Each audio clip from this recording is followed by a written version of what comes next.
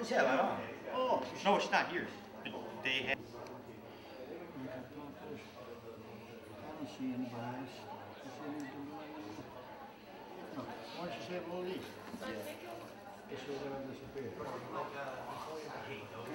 Yeah, hold on. For your mom.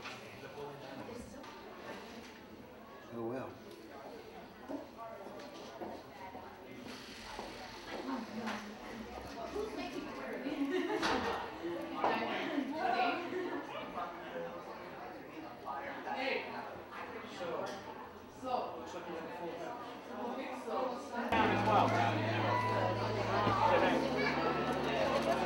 We'll be down in a second. Bye. Somebody wrote a book about my father. This is Wait, who's your dad again? Lee Firmer. George Oh, George. This is Patrick Lee Firmer. Wow. Oh, beautiful. And he wrote this book. Great. He did these books that they made in the Odyssey. Yeah.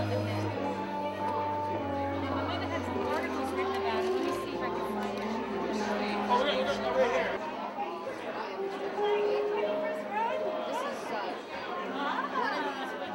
My uncle, my father got from ground zero, St. Nicholas.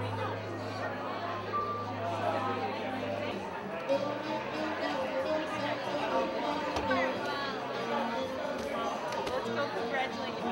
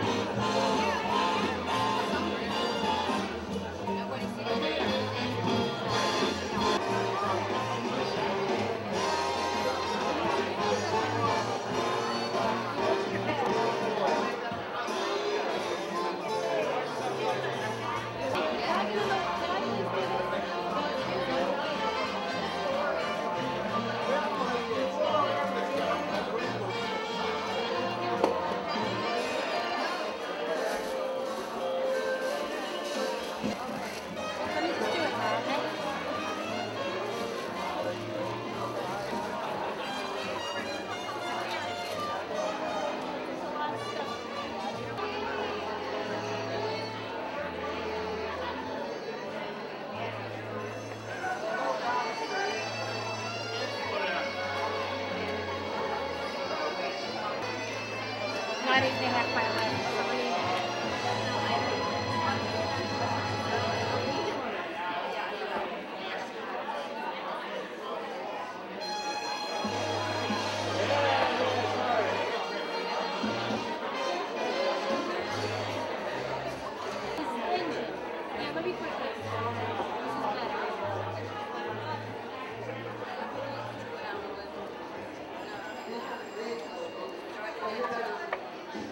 Take it out of here?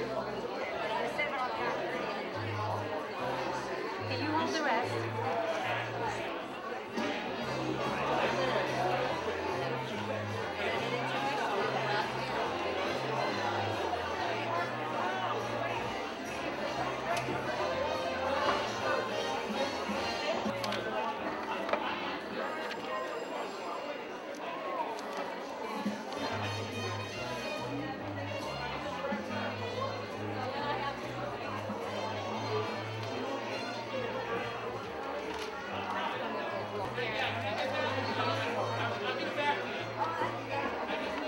You have more copies of this, right?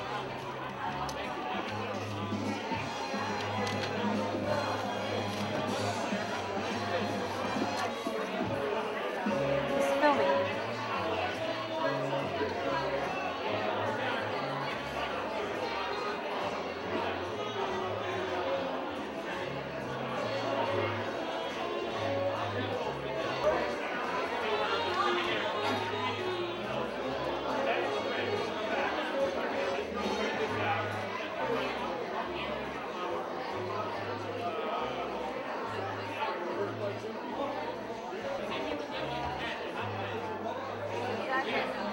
father's flag? Yeah.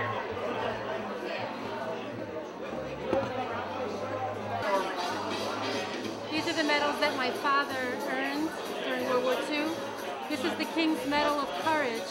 He earned that for the information he provided that helped General Montgomery defeat Rommel. Rommel had been undefeated in 3 attempts. And with the information my father provided, they were able to stop the German supplies. And finally, General Montgomery defeated Rommel. And so when General Montgomery received his award, he said, "We really need to include George Dindalakis, without whom I could not have won that battle." This is the Legion of Merit that my father earned for his work in Volos, in central Greece. He organized the partisans, and they were very effective against the Germans. Just so you know, he also organized the people of Crete, Eastern Crete, and he was instrumental in bringing down an airport. What was the name of the airport? Castelli Airport. He did some major work there with Patrick Lee Fermer, a famous British spy. Patrick Lee Fermer and my father here. And they attacked the Castelli Airport, but then he was finally betrayed. That's when he went to Egypt for training and met the OSS people and joined the OSS.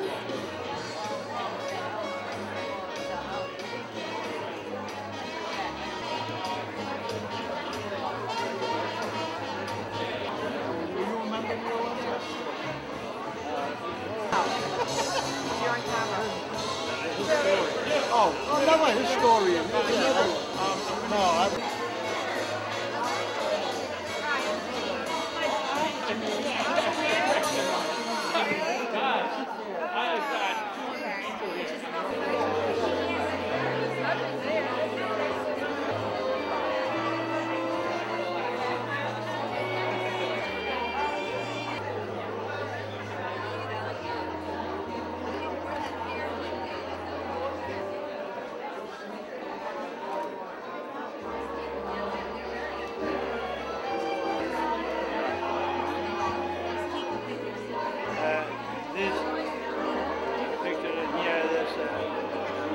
Βασιλέας Δαμασκηνός.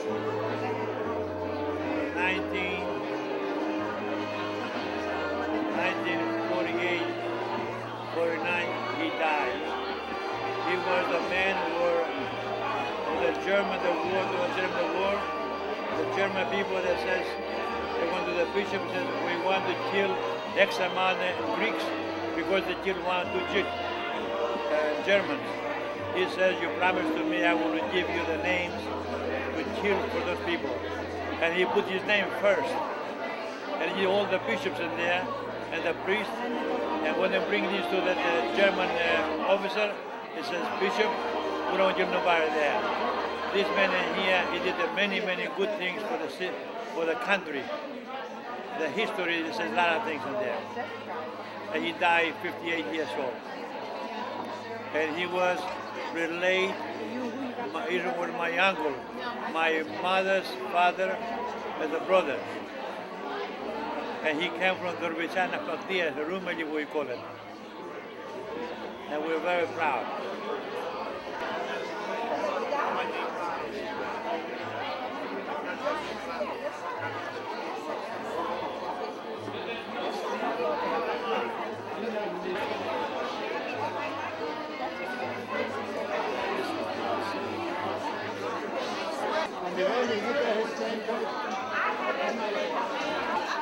What time is it, dear?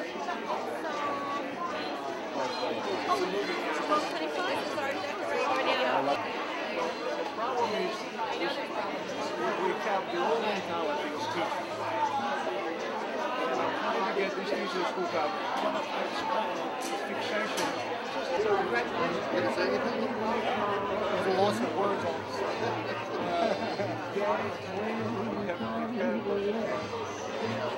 Today's a big day to celebrate my Uncle George for his accomplishments in the OSS and my dad for his accomplishments in the OSS. So, happy to hear that.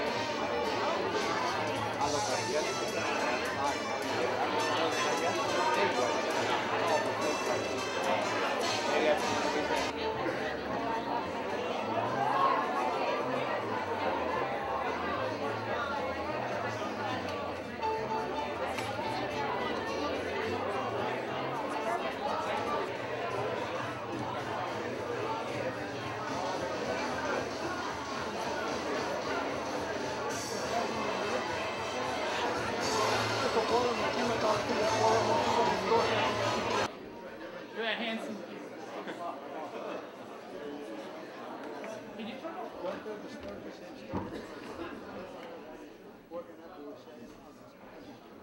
Well, don't worry about it because we can ad lib.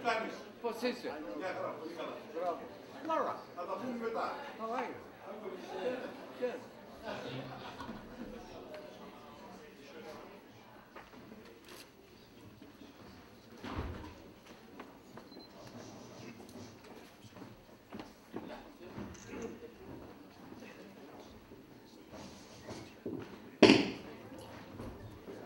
Okay.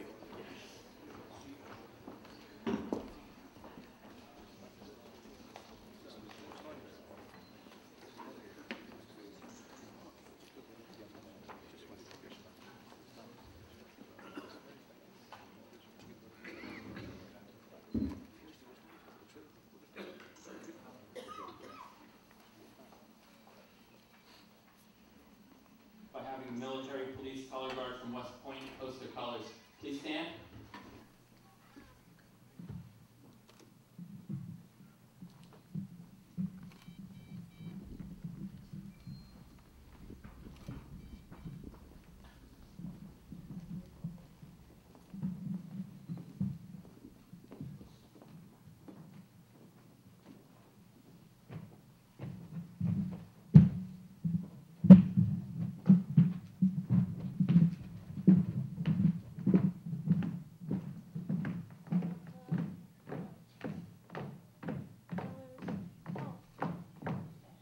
Order arms. Right face. Cannonballs color. Ready, down.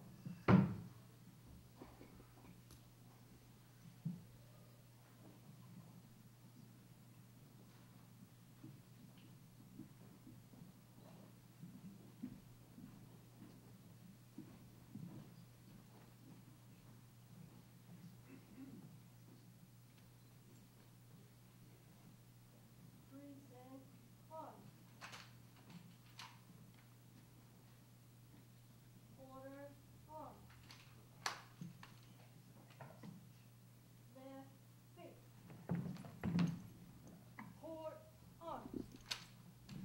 Forward march.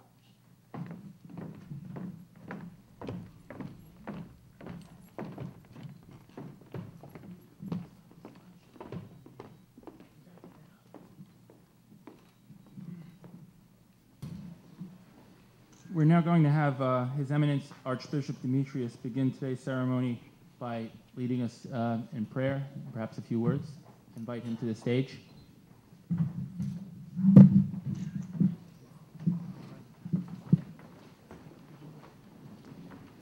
Would you prefer it down here? Down here?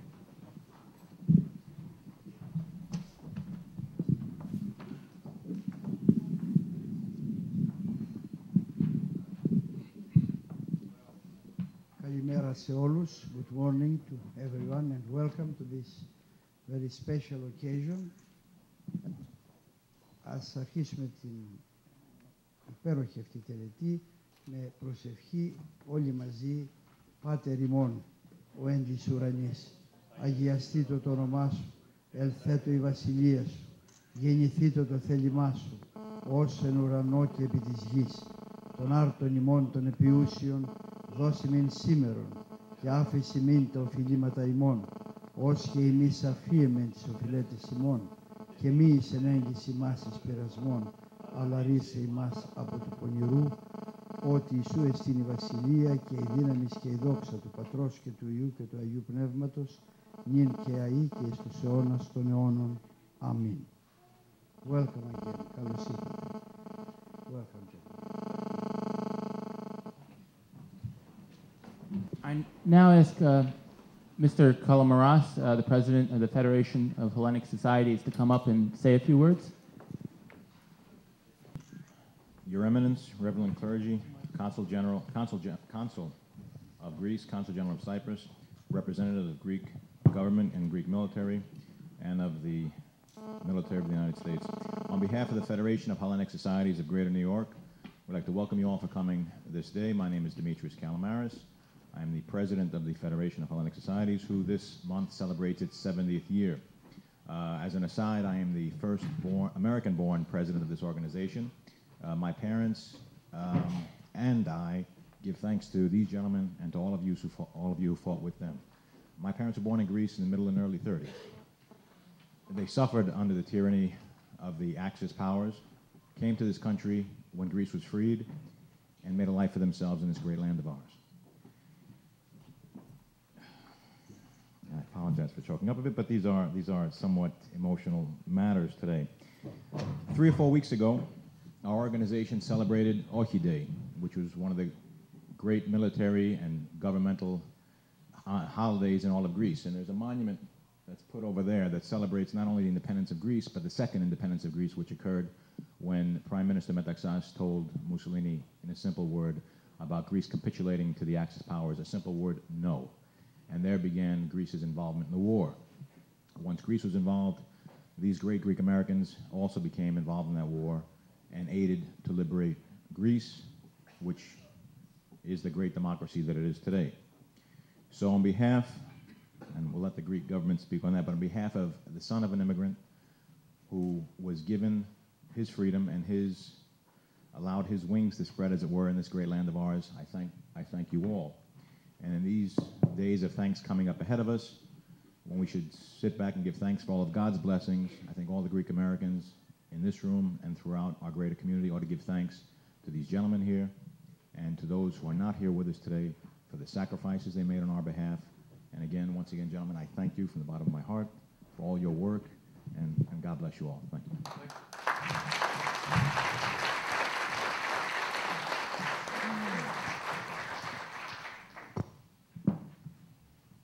Good afternoon, ladies and gentlemen.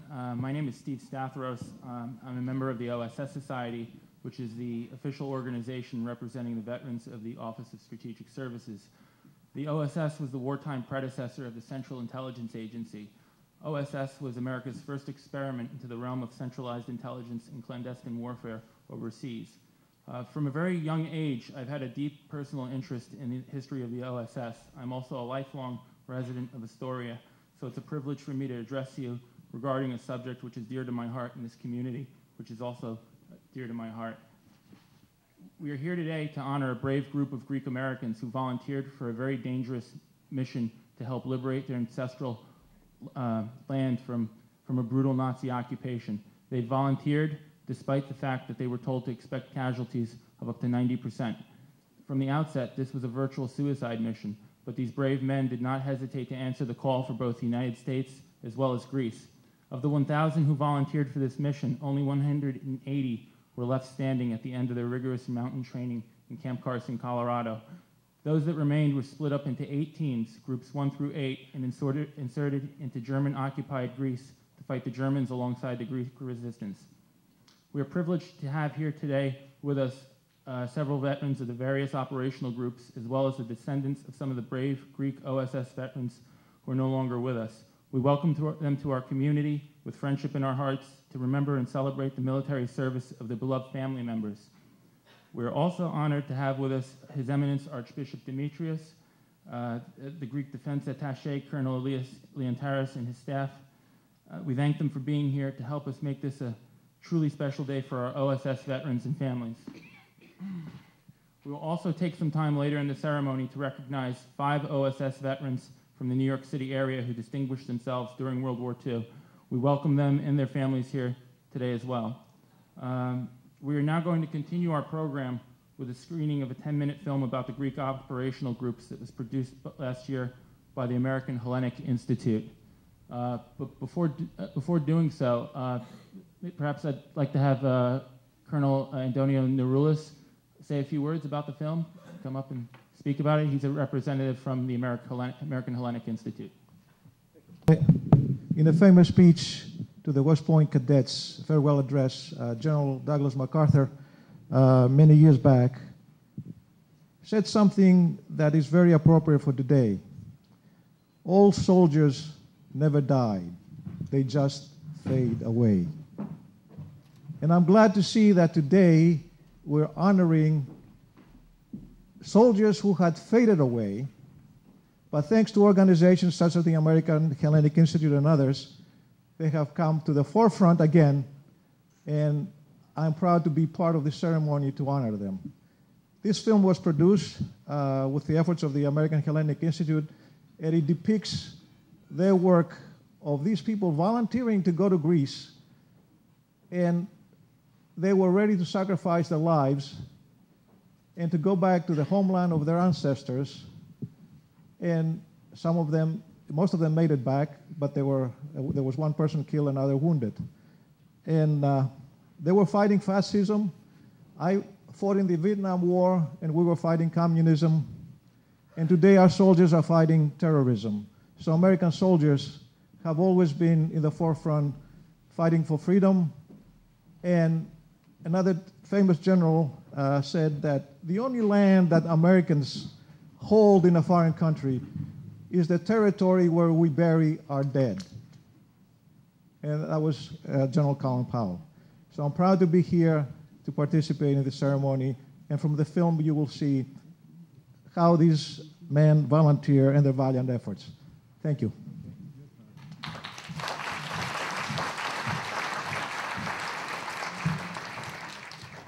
A great friend of mine whose work served as the catalyst for today's event. Dr. Robert Perdue is a World War II veteran who served in the 101st Airborne Division. He was wounded in 1944 during a battle where his unit faced off against German Tiger tanks in the town of Vagel, Holland. He's a Harvard graduate and a botanist by profession. In his retirement, he has been working on a book about Operations Group 2, which is due to be published in 2009. Please join me in welcoming Dr. Perdue.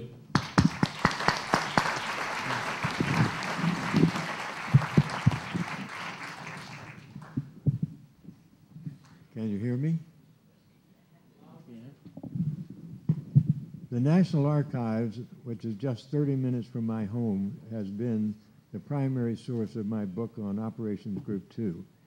My initial objective was a magazine article, but in this quite remarkable institution, you never know what you're going to find, and there were two fortunate incidents that gave me material for a book. One of my goals has been to locate surviving Group 2 members and families of the deceased. Most of them were Greeks, or Greek Americans, with, as you know, very unusual names for this country. But there was one. There was an Irish American, and his name was Bernard Brady, and I consulted an archivist to try to find out how I could get some information on him. And as a matter of fact, Steve, this was Larry McDonald, and Larry said, look up his consolidated 201 file. That let the cat out of the bag. For those files were not then available to the general public, but I was given access to all of those that were pertinent to Group 2. These files, personnel files, cover a person with the OSS, cover only that time he was with the OSS, and they're not the typical military 201 files. But they really helped to make my book. In fact, it ended up a chapter of the information I got there. Now, if any of you are interested in getting these files are now available for the public, and if any of you are interested in getting the 201 file for a parent or an uncle or whatever who was with the OSS, I'm leaving a packet of business cards for a research group who work at the archives and can get that information for you at a very reasonable cost. On another occasion, I found a file on Robert Moyers, who was a young dentist.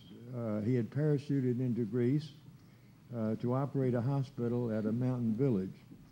I was discussing Moyers with Larry McDonald, one of the archivists, and I heard this voice to my right at the same table saying, have you seen the Moyers diary? Well, that was bingo, because it led me to one of the most interesting documents, 63 typewritten, legal-sized pages, a tremendous amount of information. Now, OSS members were not supposed to keep diaries, but Moyers was had a very independent streak. I want to quote a couple of things that I picked up. One, there was a Brit named Nicholas Hammond who had something to say about Moyers. He says, in quote, "The American side of the mission produced a great character in Dr. Moyers. As far as we could gather, he was a qualified dentist and veterinary surgeon who had also been a rodeo star in his youth. He was the complete Uncle Sam type, small, skinny, and with 3 bristles on his chin, lion-hearted and loud-voiced.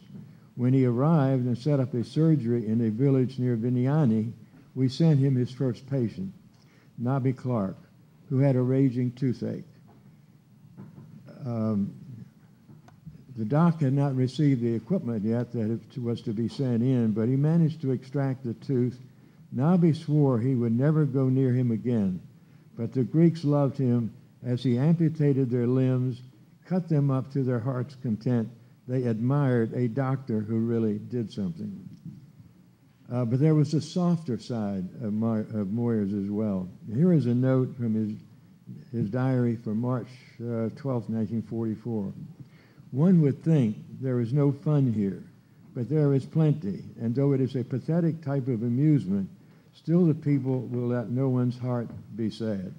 I even have a lovely girlfriend who occupies much of my time. She is a vamp, this Martha, and doesn't hide her affection for me. Every day she comes to see me and stays to talk while I see my patients. Or we go for a walk on the mountainside when I can slip away. She has lovely large eyes with which she speaks to me, for I understand few of the words from her mouth. And her smile is one of those things you see in the daytime and dream about all night. She is winsome and shy, yet bold and daring, shy around me, but bold in proclaiming to everyone else of our love. All of the people for miles around know of our love affair and often comment on what a fine couple we are. Only the other day, the papa said, 'Doctor, when and you and Martha going to get married?' I replied, I thought it best if we waited a while, quite a while. You see, Martha is only 5 years old, and it is probably good for her to look around."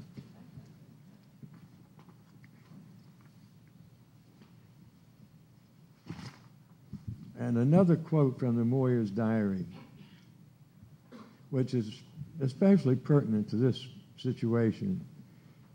Here he is referring to an event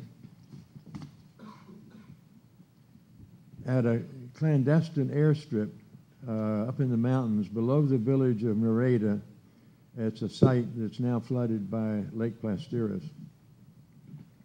Suddenly, for a split second, there is an opening in the clouds, one so small as to show only the least bit of blue. Yet in that split second, a plane darts through and circles over Karditsa. We held our breath lest the Ack-Ack guns open up. He inspects the valley looking for our fires, and he decides we are not there. He hops the small line of hills separating us from Karditsa and begins a similar search of our valley. The moment he spots us, he tips his wings as if to say, "Oh, there you are," and circles in for a perfect landing. The tent is already down, and the patient is by the runway. Loading the lieutenant is a problem, since there is a place for his head and feet, but no support in between. Bob squeezes in between him and held him up all the way to Italy. "My gosh, I could kiss you," said Moyers. "Never mind that," said the pilot. "There are 3 Spitties upstairs waiting for me," Spitfires, he means. And so they were off, and though I give him only a 50-50 chance of living, I'm happy to be rid of him. Back in Neohorion, I went to sleep in a moment. I would have slept the whole day and night through, except that I was awakened by Sergeant Parkin with a wireless message reading, "Gianaris, arrived here okay. Doctors give you great credit for saving his life. Certainly, that alone was worth all the trouble and tribulations we went through. He's talking about John Gianaris. Who's seated at the end.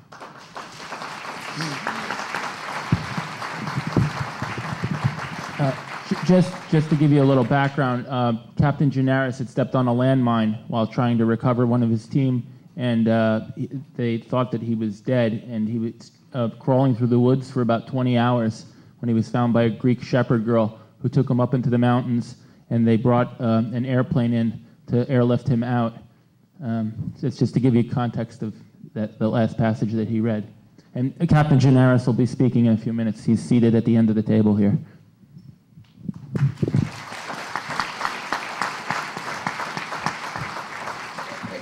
I should point out he had 200 pieces of shrapnel in him. I didn't count them. That's what they took out at the hospital. Anyhow, we're now going to continue our program with a screening of a 10-minute film about the Greek American Operational Groups. During the summer and fall, the Nazis are desperately trying to reposition troops and supplies out of Greece to defend against the D-Day invasion underway farther north. The Andartes, the Greek partisans who patriotically defend Greece's mountainous core, make 76 deadly strikes against the withdrawing Germans, on average about once every 3 days. Over 1,800 enemy are killed or wounded. Miles of roads, track, and bridges are blown up. The Nazis pay a heavy price withdrawing from Greece. Looking back from today, it is surprising to learn that these highly successful partisan assaults were organized and led by secret teams of specially trained U.S. Army infantrymen, composed mostly of Greek Americans. They were known as the Greek American Operational Groups, the OGs.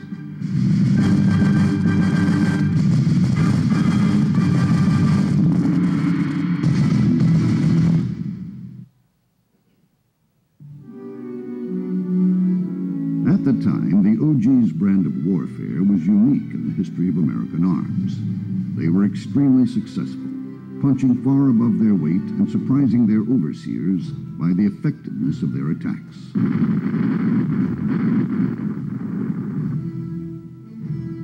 But today, their sacrifice and success are practically unknown. The Greek American OGs had their origins in the Greek Battalion. Organized in January 1943, this Army infantry unit was originally intended for service in Greece. The battalion attracted enthusiastic young Greek Americans, eager to support the U.S. and Greece in their common struggle against the Axis powers. Now here, the best of two worlds. We could fight for the American Army, and we can go to Greece and fight Greece for our parents' country. And it was very important to us. The battalion was based at Camp Carson, near Colorado Springs, commemorating 122 years of Greek independence. It was officially called the 122nd Infantry Battalion. The battalion's commanding officer was the first Greek American ever to graduate from West Point, Major Peter Demosthenes Klenos. Like his Spartan ancestors, Klenos was tough. For the Greek battalion, he wanted only the fittest men who could survive without any comforts and operate effectively in Greece's rugged mountains. My interest was to be number one. And this is the reason that I worked them so hard. This is the reason I drove them. And it worked, because the reputation got out. The result was a tough, high-spirited unit spoiling for a fight with the German occupiers in Greece. When we got into the Greek battalion, it was a lot of pride for us that here, we're not dirty Greeks, we're not dumb, we're not ignorant. We have a real functional group here that's very, very good. But the battalion never fought in Greece as planned. In August 1943, Major Klenos sadly announced that the battalion was being disbanded and dispersed into other units. But he also had other news. from a representative of the OSS. He said, the OSS is interested in your outfit. I said, what's it all about? He said, well, I can't tell you right now, but you'll probably get a call from them. Sure enough, in a week's time I got a call and they wanted some men. The OSS. I said, all right, I'll talk to them and I'll let you know. Now I want to know how many of you volunteer for it so that I can tell them. And they all raised their hands. Few of the men had heard of the OSS, the Office of Strategic Services, the U.S.'s super-secret counterpart to Britain's Special Operations Executive. I didn't know the OSS from SOS at the time. In fact, the media was calling it so secret. Guerrilla, saboteur, commando. Americans are becoming increasingly aware of the importance of these names in the news of World War II. Opportunity has arisen for the use of small bands of highly trained irregulars to be injected behind enemy lines. With almost certain death as the penalty for capture, these men must operate toward the utmost destruction of property and life. These specially trained ethnic American sabotage and close assault teams, Greek, Yugoslavian, Italian, French, and Norwegian, would effectively support the partisans in German-occupied Europe. They asked me questions about my background, about my knowledge of Greek. They said, would you be willing to go behind enemy lines, live off the land, perform extra hazardous duty? What they promised us in the beginning was death. Now, do you want to come? Well, I looked at it and I thought, well, I'm never going to die. Nobody's ever going to kill me. I'm going. In October 1943, 17 chosen officers and 205 enlisted men went east for special operations training at the clandestine OSS Training Center on the grounds of the Congressional Country Club in Chevy Chase, Maryland. After their rigorous physical training at Camp Carson and their specialized training in Maryland, the OGs had more stamina, stealth, and self-sufficiency than any other units in the U.S. Army, and they were ready for action. On Christmas Day, 1943, 6 Greek-American combat groups and a Field Service Headquarters group were convoyed across the Atlantic. After further training overseas, nighttime insertions from Italy by boat and parachute began in April 1944. From the drop points, the OGs immediately put their intensive training to work by walking through the mountains to their respective areas of operation, mostly in Epirus, Macedonia, and central Greece. It took one group nearly 30 days to reach its destination. Once in place, they could not expect reinforcements, tactical support, or medical aid. They had no withdrawal route and were expected to remain in Greece indefinitely, living off the land and moving around on foot. Their mission was to buttress Operation Noah's Ark, the British plan to make the German withdrawal from Greece before and after D-Day as costly as possible. Roads and railway lines connecting Greece's main cities were the biggest targets. Once in position, the OGs typically derailed trains or stopped convoys with carefully placed explosives. Then they poured in deadly fire, knowing where to position bazookas and machine guns in relation to the spacing of train cars or trucks in a convoy. After attacks, some OGs left calling cards behind, empty packs of American cigarettes. The Germans had been told they were fighting a peasant army, but they discovered they were fighting Americans. The OG's presence was a great morale booster for the Antarctis.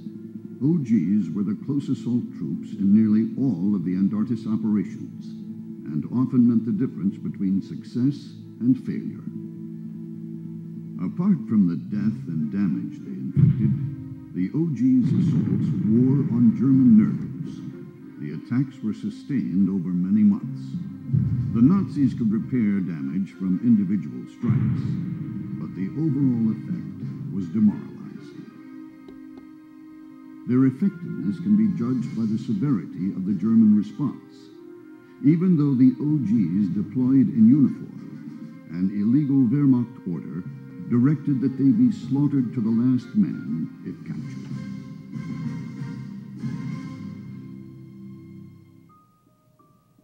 Nighttime assaults, meticulous planning, and the advantage of surprise kept casualties far below expectations. Only one man was killed. 13 were wounded.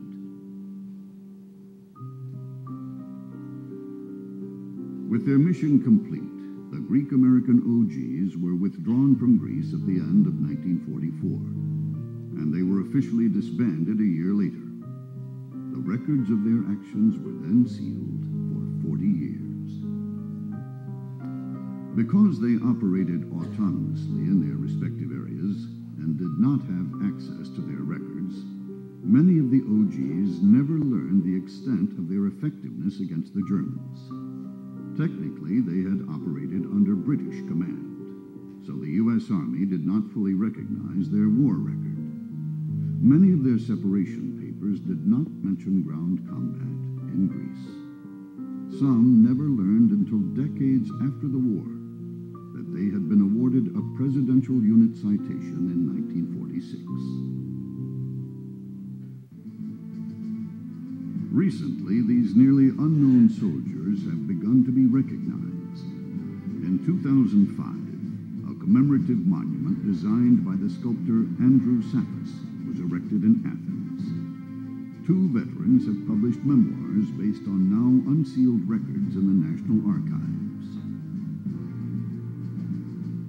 This short tribute is the American Hellenic Institute's way of honoring these unsung Greek-American heroes. All of us should remember their pioneering service and be grateful for their sacrifice.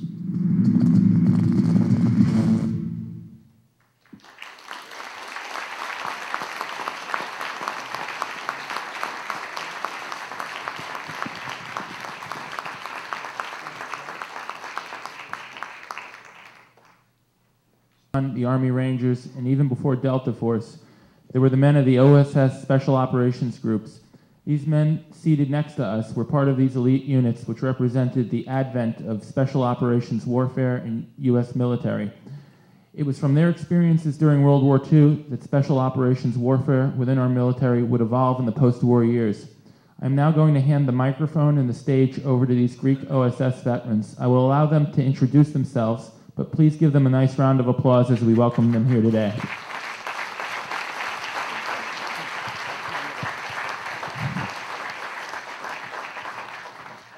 Your Eminence, representatives of Mother Greece, my fellow veterans, and is that better? Yes, that's better. I'll start all over again. Your Eminence, representatives of Mother Greece, my fellow veterans, those few of us that are left, and Steve, first of all, I want to thank Steve for putting us all together tonight. A little background, I came to this country in 1938. 3 years later, in 1941, I was working 10 hours a day, and I was also attending school at night, and also serving as the unpaid chanter of the local church. And Pearl Harbor come in. Very next day, I went to enlist. Unfortunately, I was not an American citizen, so they wouldn't allow me to enlist. But they did tell me to go back to my draft board and ask them to advance my number, and that I did. And a few weeks later, I was in the American Army. Being from Tennessee, I was sent down to Florida for basic training. That's when I heard of the Greek battalion. And when I heard that, I went to my commander and asked him to be transferred to the Greek battalion. He first objected because he wanted me to stay with his company. Evidently, I must have been a good soldier. I don't know why. But anyhow, I insisted, and I went to the Greek battalion. Now, you heard enough of the Greek battalion, and John has written extensively in his book, so I'm not going to go into details of the Greek battalion. And the follow-up of the Greek battalion is when they asked us for volunteers to go and serve. We didn't know what it was, but they asked us for volunteers that perhaps will end up in Greece. As we understood it, is they were preparing us to go to Greece because they were thinking that perhaps that the Allies would invade Greece. So out of 700 of us, 700 that were in the Greek battalion, I think is a total of about 300 that did volunteer, actually. Probably John has better numbers than me.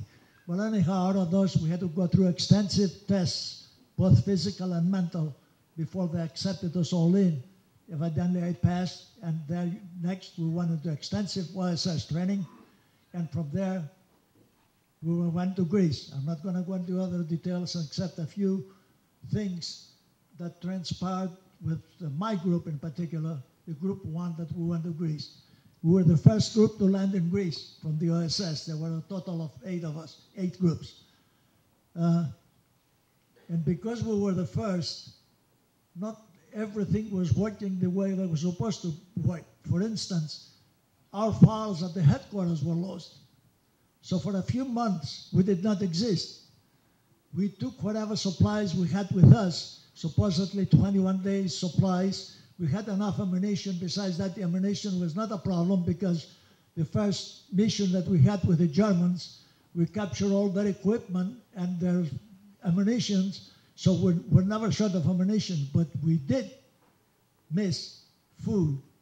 I mean, we were up in the mountains, the villages around, it was a poor country and they didn't have that much to survive. But anyhow, we did miss food. So I'm going to mention a few incidents as it pertains to food. I'm not going to tell you about our missions. You can see all that in the archives. I'll tell you the first instance is one of our people, so one of the villagers has a little piglet. The piglet was just born a couple of days before, so he took him out of it. So we got this little piglet, it was no bigger than a little rabbit. Now, what do we do with a little piglet? It wasn't enough, there were 21 of us. So at that point, we made it a mascot. We carried it along, wherever we went. I mean, it was wherever we went. Eventually, it became a terrific meal for us. Another time, we were coming back from a mission, and in fact, we went for a bivouac in Sully. Those of you that are familiar with Sully. We bivouacked that night in Sully, and the only food that we had was some dry beans. We lit a fire, put the beans in to cook, but we were so hungry that everybody kept on going to the big pot there that the beans were cooking in, kept on dipping it out, put it in our baskets and ate it. We ate the beans before they were cooked, without any seasoning, without anything. That's how hungry we were. But it goes to show you, but we did not mind it. We improvised a lot, and we went through all that. Another incident is what they gave us for food when we went to Greece was dehydrated mutton. Now we're Greeks, we like lamb. Well, that's not what we're used to. That was, the taste was horrible and the smell was even worse. After the first time that we tried it, all of us decided we're not going to eat it again. I mean, it was just that bad. We just couldn't touch it. Until coming back another time from another mission, we had to stop, and the only thing that was left for us to eat was this dehydrated mutton with some noodles. So they boiled some water, we put the dehydrated mutton in. We forced ourselves to eat, but what I remember the most was we had a lieutenant, Lieutenant Mackey, a non-Greek, who was from a good family, had gone to college, graduated from college, and as soon as he graduated, went to officer school, and he became a lieutenant. He was with us in Greece, a terrific individual. Of course, with that type of a background, he was a little more selective for food as we were. Well, let me tell you, he ate it. Not only that, but I remember his words. He came up to me, he says, Gus, if you ever hear me complain about any kind of food, please hit me over the head. He enjoyed that meal immensely, although we couldn't stand it. So that was our life in Greece. We did our missions, we did whatever we did with the enemy and so forth. Then we were evacuated because of the malnutrition and because we had no medical supplies whatsoever. Malaria hit us bad. So 3-4 months down the road, we were unable to move. At one mission that they asked us to go, out of 21 of us, only 10 were able to stand. The rest of us were out. So we were evacuated to Italy. In fact, malaria was so bad with us that within a week after we returned to Italy, 19 out of 21 ended up in a hospital. I myself spent a whole month in a hospital of malaria. They couldn't get me back in shape, but they finally did. From there, an insight, in as much as I'm talking about Greece and Italy, in the place that we operated in Greece, it was in Epirus, as I mentioned, Suli. I estimate that we're, 50, 60 miles from my hometown, which is in Naupactia, for those of you that remember the map of Greece.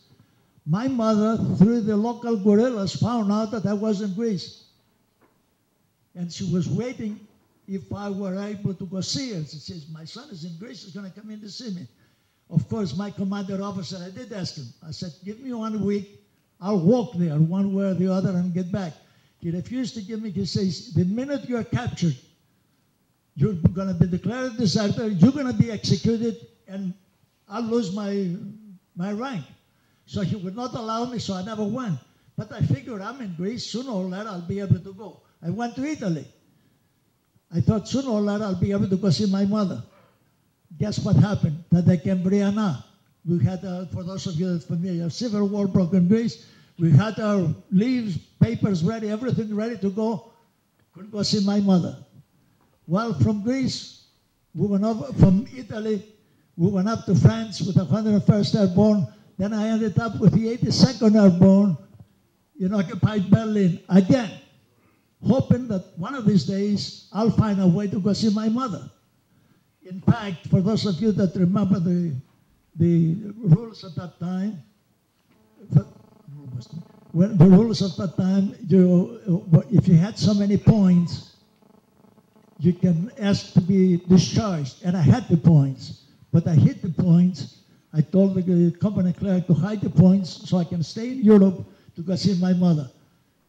The end story is I was never able to go see my mother because all things have changed. So that was the end of the story, and that's my experience with OSS.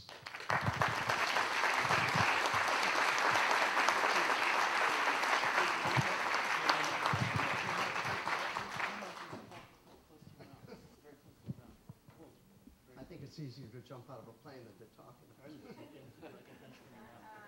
Okay. On the night of May 16th, 1944, I, along with 8 other Greek Americans, parachuted into German-occupied Greece. This operation was a culmination of many months of training in Egypt, United States, Italy. Is that good enough? Little did I know when I was drafted that this would be a defining moment in my military service. I volunteered to go into the OSS after being warned that it would be dangerous and possibly include parachuting into enemy territory. Well, an 18-year-old, you don't think too much about that. But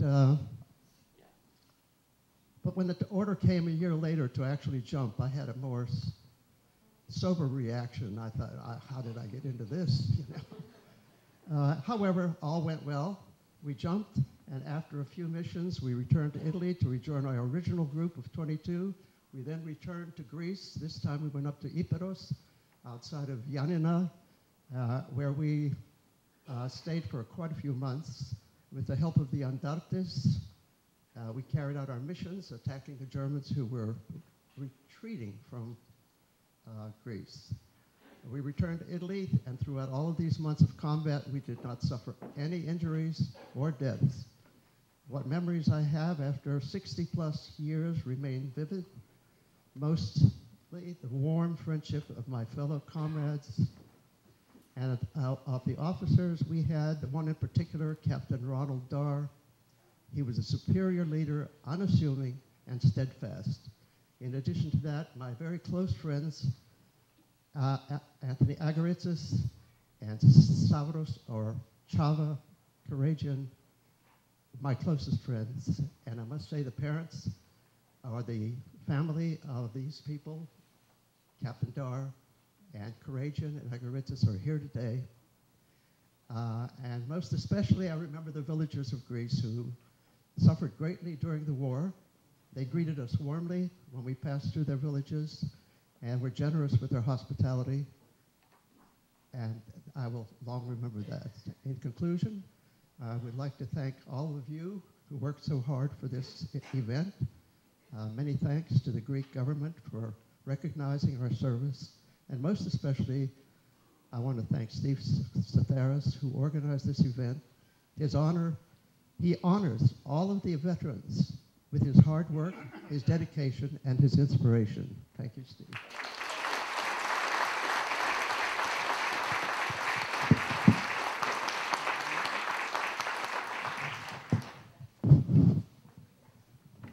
Your Eminence, is it coming out? Close to your mouth. Speak into it. So close? You kidding? I smoke. Your Eminence, Archbishop Demetrius, Honorable Consul General, I presume, huh?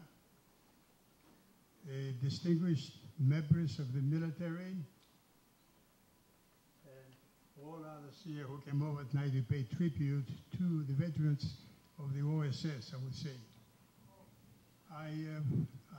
After hearing everything, I have to say the same thing, except for 50 years, anytime I used to tell my story, it was so unbelievable. A lot of people were as far as doing this. This guy is nuts. It's impossible for them to do those things. Now, thanks to Steve, I would say this became a reality.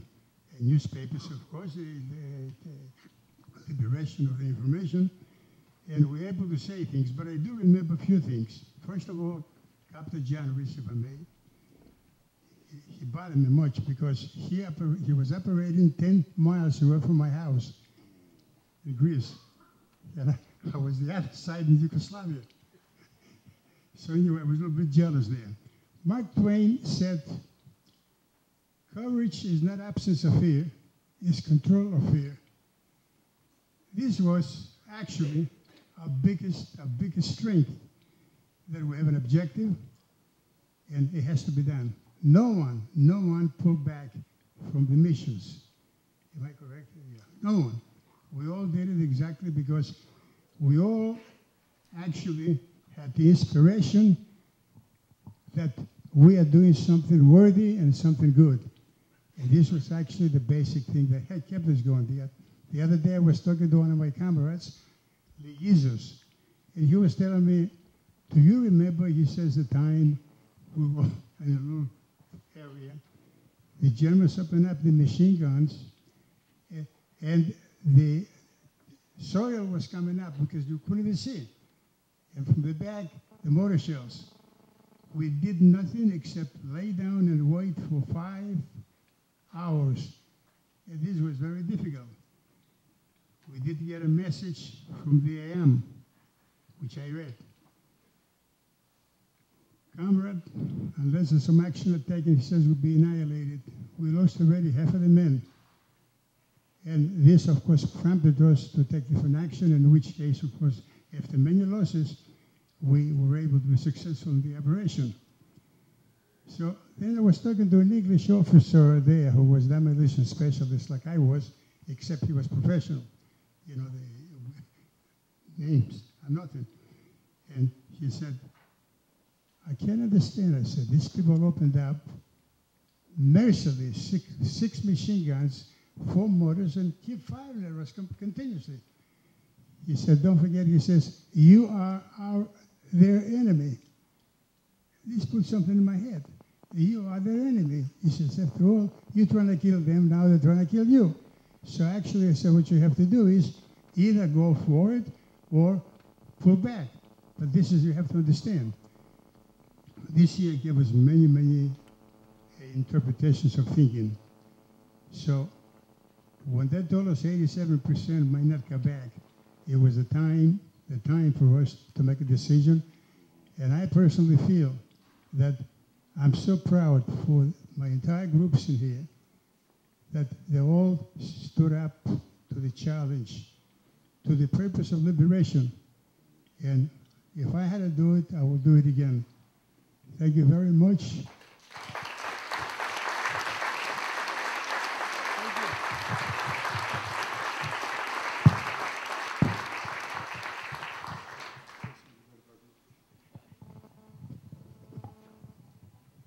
afternoon. Your Eminence, Demetrius, distinguished guests, αγαπητοί φίλες και φίλοι, σας χαιρετώ. Yes, I will. Close to my mouth. Fine. I don't want to drown you out. You've heard, I don't want to be repeating the things that some of the other men said, but it's very true that before the CIA, before 007, before Green Berets, before Special Forces, there were the OGs. We were Roosevelt's unit. OGs were operational groups. Today we're old Greeks.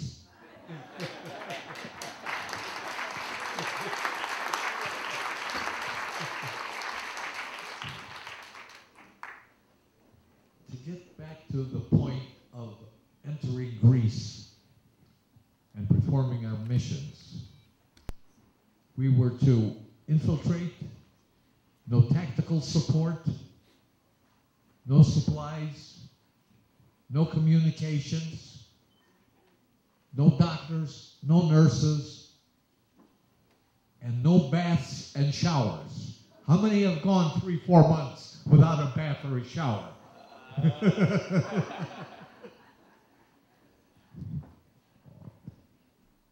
When I entered Roumeli, the first communique I received was the exάλειψη στο δίστομο. I was shocked at what the Nazis did to that part of the country, because I had already seen the mass grave that was existing in Roumeli. And I told the head of the British mission I would like to meet with Aris Velousiotis, because when we go on operations, I don't want to have any problems at night. We have to have something to communicate. And I went to Karpenisi, and I spoke with Aris Velousiotis in his headquarters, and I explained what I was aiming and wanted. And immediately he said, that's very simple. The name Statharos. Οι Γερμανοί δεν μπορούν να πούνε Statharos, λένε Tondoros. And we use Statharos as the password. Right after that, the Germans started to, as they were doing periodically, burning out villages. And I know I told this story once before, and for many of you it's going to be repetitious, but I'd like for His Eminence to hear this part of the story. The people fled their homes, they were burned out, and we took them up to Papas, we took care of them, we fed them. And this one lady had this newborn child, and she was crying. And I asked her, what's wrong? And she said, in avafti to moro. I said, θέλετε να το βαφτίσουμε? Μου λέει, μάλιστα. Θα μιλήσω με τον ιερέα. I went to the village priest, I explained the situation, and the next day, we baptized that child, and he had 21 godfathers. We passed it from hand to hand. Now, talking about food, as some of the men said here, there were black marketeers that used to come through the village, mavragorites. And one day, I found a black marketeer, and he had a long string, μια armada scorda. And I took the garlic and I into the schoolhouse, and the men were eating fasulada. And I threw it on the table. I said, this is your dessert. Bernard Brady who was not me. He says, "What's this?" He said, "Oh, that smells." 2 weeks later, we were on the garlic. He came to me and says, "Are we going to have any more garlic? I like it." So I didn't want to bore you or tell you any stories about dying, killing. I just wanted to make it easy, and I want to thank you for your chance to speak to you people, and I thank you once again. I appreciate it.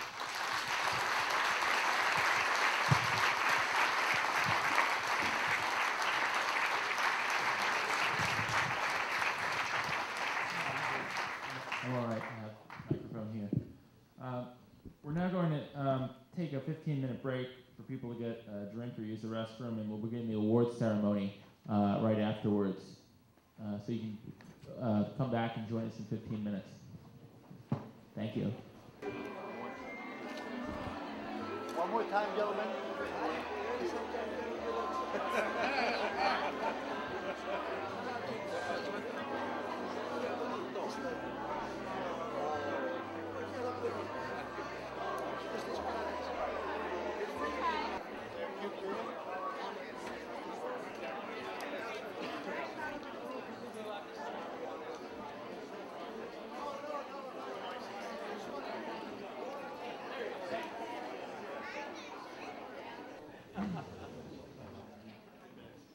Ladies and gentlemen, I want to welcome everyone back. We're now going to begin the awards ceremony.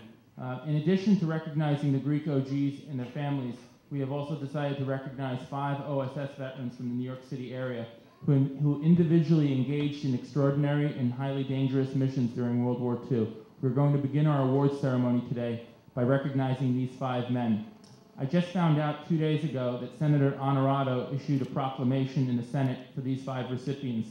So along with the plaques, each of them will receive a copy of the Senate proclamation. I'm inviting Colonel Andonis Neroulis to come up and help present the first award.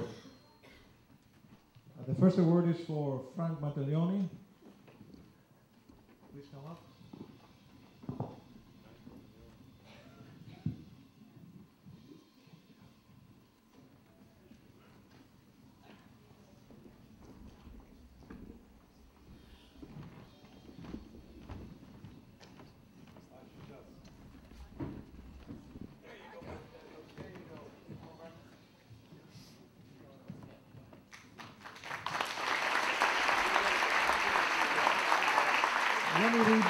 Let me read the citation. One of America's greatest spies during World War II was a man by the name of Mo Berg. Mr. Berg was sent on some of the most important spy missions of World War II, often at the express request of President Franklin Roosevelt. Mr. Berg was a mysterious man of many talents. He was educated at Princeton, got a law degree, and was a professional baseball player who played with legends like Babe Ruth in the 1930s. He spoke about a dozen languages fluently with no accent. In 1944, 19-year-old Frank Mattelioni of Staten Island was assigned to go into German-occupied Rome with Mr. Berg to recover the papers of an Italian physicist whose work was relevant to the atom bomb project. The papers were hidden in a bookstore in Rome, and Mr. Berg was tasked with recovering them before the Germans discovered them. Mr. Mattelioni was accompanied him and served as his radio operator. They boldly drove to the outskirts of Rome and went into the city on foot under cover of night, which was very, very dangerous since the Germans had imposed a strict curfew. Once in Rome, Mr. Mattelioni set up his radio in the attic of the home of an Italian newspaper owner, while Mr. Berg traveled to the city in search of the bookstore and the nuclear documents, which were eventually recovered by them.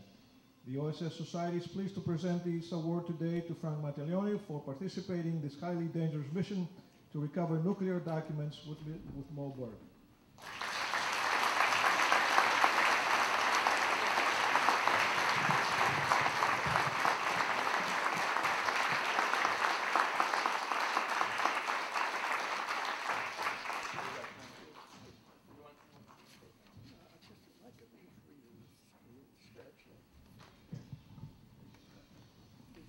This is on? Yes.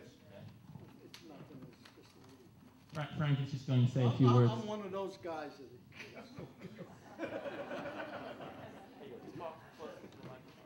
Okay. Well, my name is Frank Monteleone. I was recruited into the OSS at 18. I trained for radio. I was a volunteer with the OSS in Italy, the OS training in North Africa, British Jump School, early parachute mission into northern Italy. First mission experiences at Bolzano. In the 5th Army Detachment, we landed at Salerno, moved north, headquarters established at Caserta, and then we made contact with the Italian partisans.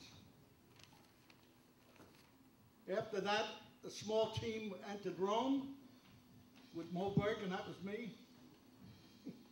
Then we went over to the 8th Army Detachment side, which was on the Adriatic, and we worked with the British from Ancona till the very end, at the end of the war.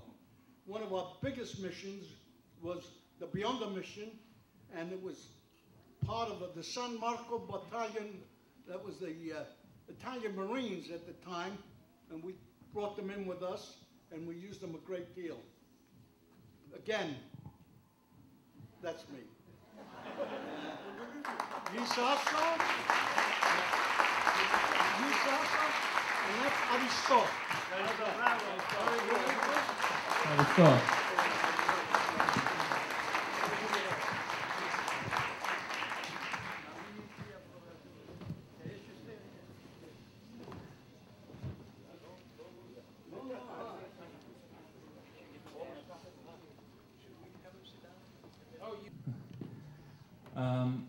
Our next award recipient has been a pillar of this community for the last 63 years.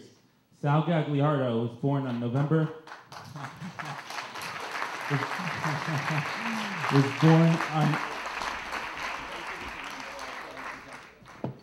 was born on November 23rd, 1914. Sorry. and he has lived in Astoria since 1945. He met his wife Joanne here in Astoria in 1939. Sal is a member of the Stuyvesant High School class of 1935. He worked in the art department at the 1939 World's Fair. He has been a member of the community board since they were first established in the 1950s. He has been a vibrant member of our community and one of the few people who can recall the evolution of our great city from the 1920s to the present day. He worked as a civil engineer in the city for 32 years and retired from city planning in 1983. In January 1941, Sal enlisted in the Army and served with the 27th Division New York National Guard. He trained in Alabama at Fort McLean. After the attack on Pearl Harbor, Sal was sent to Hawaii to set up fortifications. In 1943, he was sent back to the United States to train new units. He then volunteered for the 10th Mountain Division at Camp Hale, Colorado. He was sent to Italy in January 1945 and fought north of Pisa.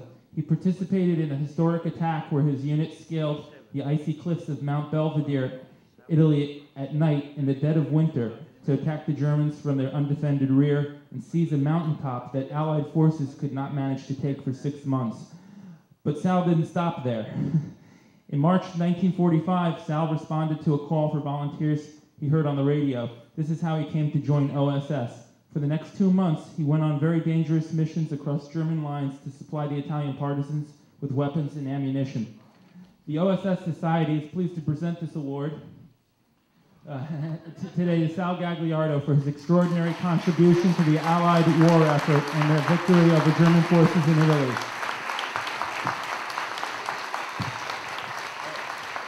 We're presenting him with the OSS award plaque and also a citation from Assemblyman Michael Gianaris, and as well as the proclamation from Senator Honorato. Congratulations, Sal. I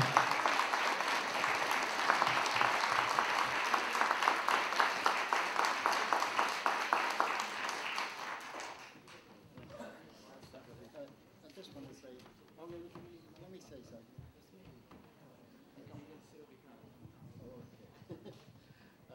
Thank you, Steve, very much for the honor. How about this? Yeah. Still hear me? At any rate, I wanted to thank everybody for the honor, but I was going to say a speech, but what happened is that Steve did such a wonderful job in describing me. I don't know where you got all the information from. The CIA. Yeah. At any rate, thank you, and I thank the organization for the award. Thank you.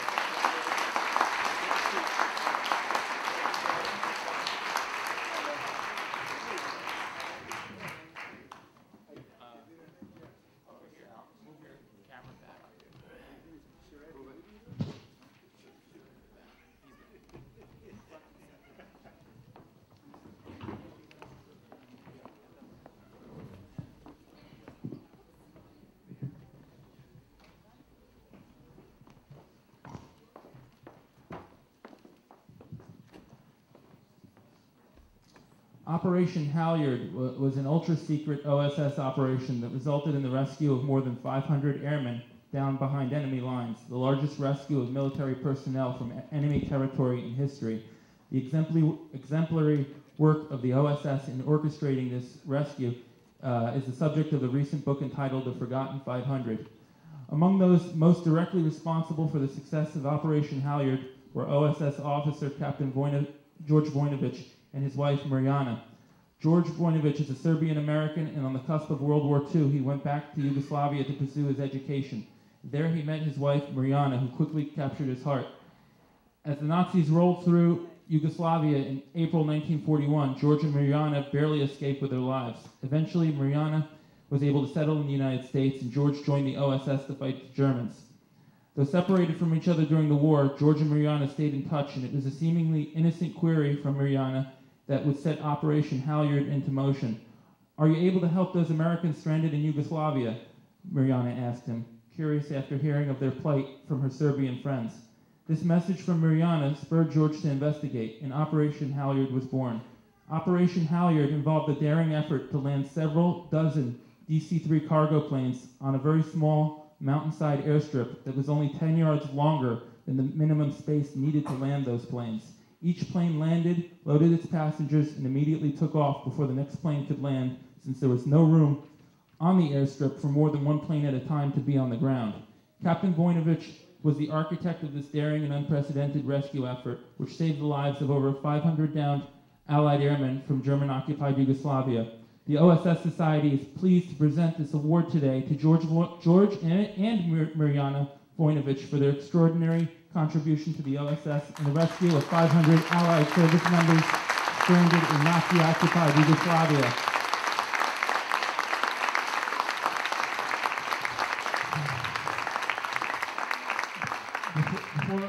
Before I give the microphone to Mr. Vojnovic, I would like to introduce to you Mr. Anthony Orsini, a U.S. Army Air Corps veteran, who would like to say a few words. It will just be a few words. You covered everything I wanted to say, Steve. At any rate, I can't tell you how pleased I am to at last be able to say thank you to this man for the tremendous job he did in effecting my rescue and the rescue of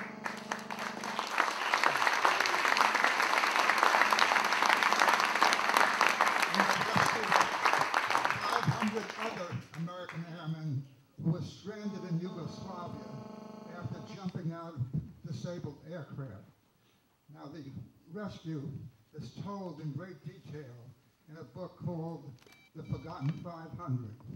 And I want to tell you, George, the Forgotten 500 never forgot you.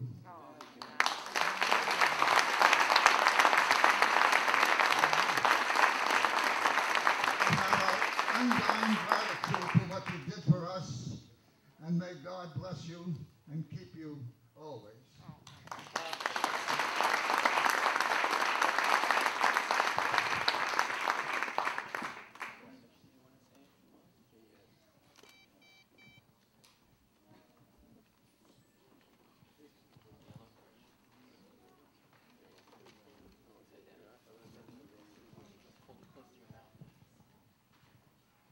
Thank you. Thank you very much. This is a most signal honor, and I accept it not only for myself, but my comrades in arms who gave me gave so much for their country. Long live Greece. And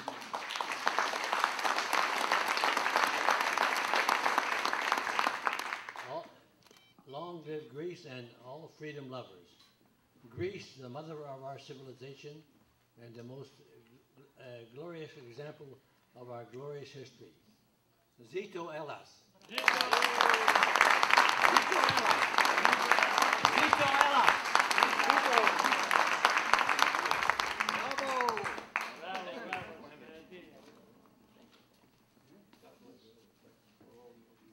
Thank you.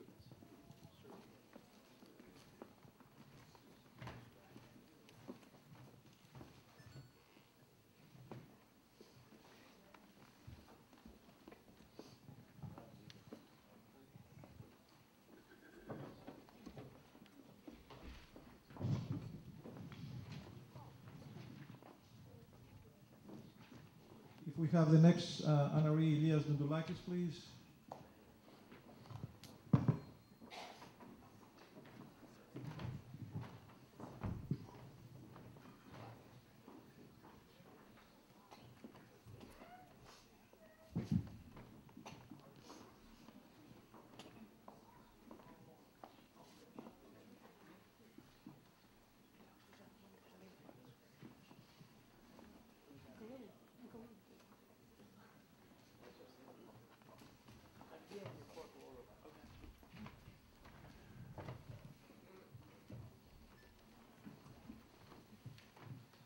Our next honoree has the unique distinction of jumping out of a second-story window to evade capture by the Gestapo.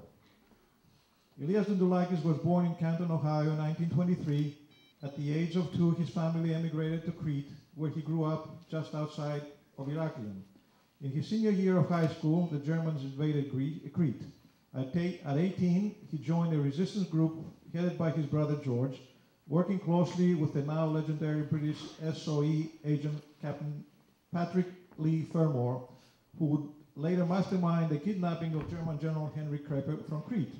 Elias and his brother supplied key information to the SOE until they were betrayed to the German Gestapo.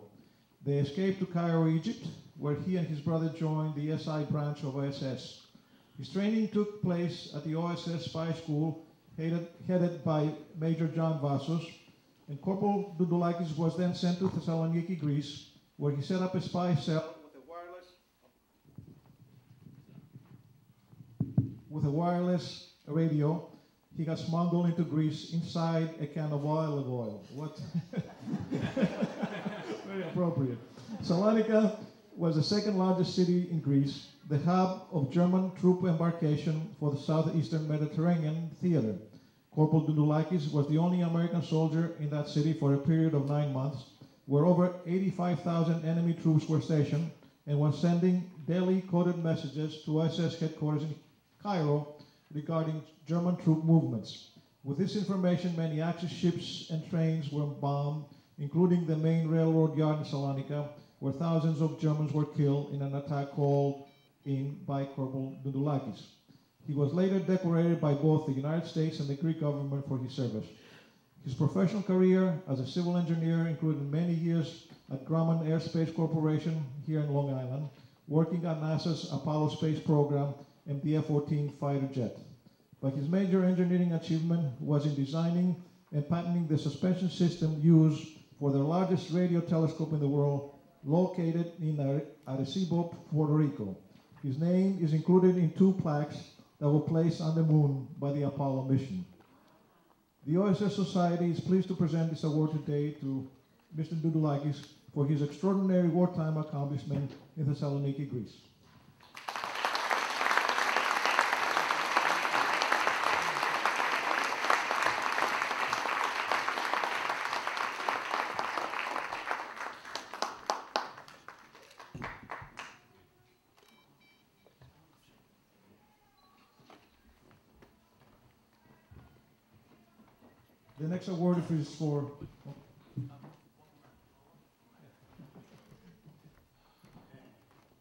The next award is for George Dundulakis, accepted by Chris Dundulakis.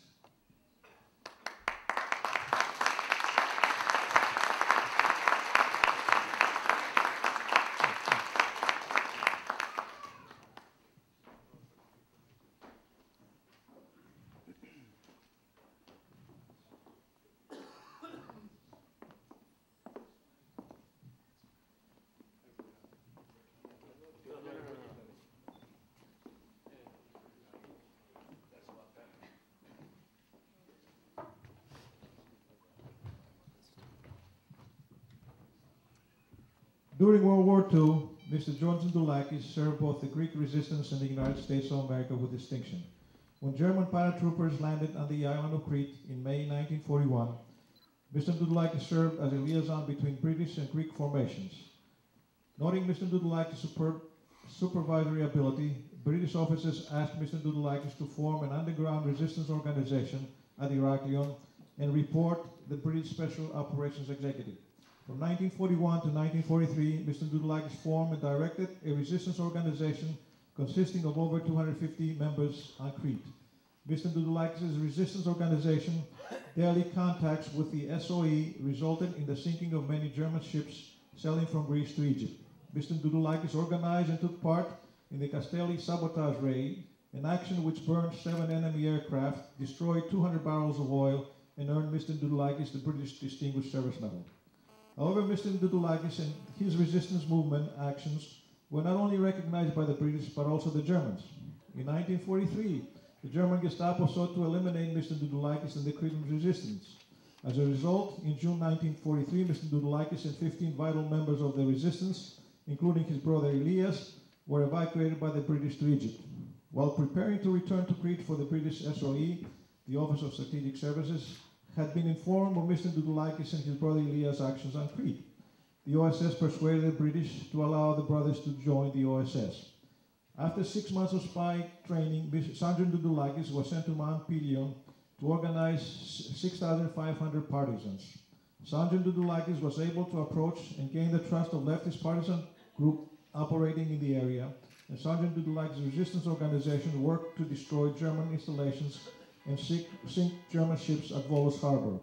As a result of Sergeant Ndulakis' efforts, thousands of enemy troops were killed and hundreds of tons of German supplies were destroyed. For his efforts, the government of the United States of America decorated Mr. Ndulakis with the Legion of Merit, the greatest decoration for valor, and of the 7 Legion of Merit decorations awarded at the time that Mr. Ndulakis received his awards, 6 were given to generals.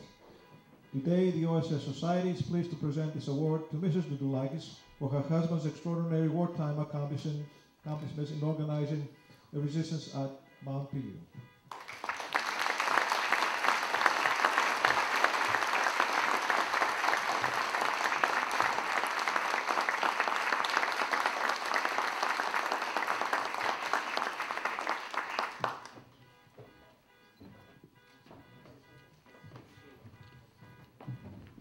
Hello, ladies and gentlemen. My name is James Douglas. I'm the son of George Ndulakis, and I want to say something on behalf of my mother and my sister, Rosie.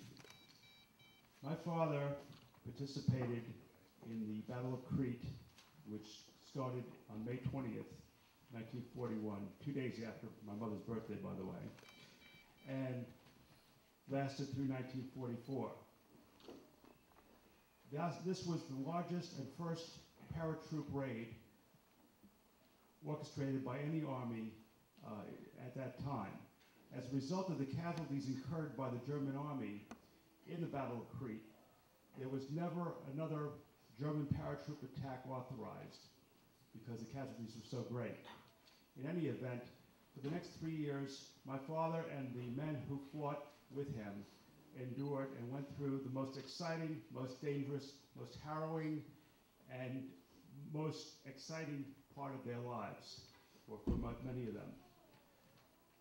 If he were here today, I'm sure my father would say it was all because of the men and boys that fought with me. So at this point, I just want to name some of the people who fought with him. Not going to be long. There was, of course, Patrick Leigh Fermer. There was also a man by the name of Nikos Souris, my brother's godfather, John Androulakis, a gentleman by the name of Costa Castrinoiani, George Valavani, Varadisano, another Cretan named Panos Tsaltakis, and of course, my father's own brother, Elias Ndulakis, and many other Cretans who we honor today. So please give me a hand in honoring all these names.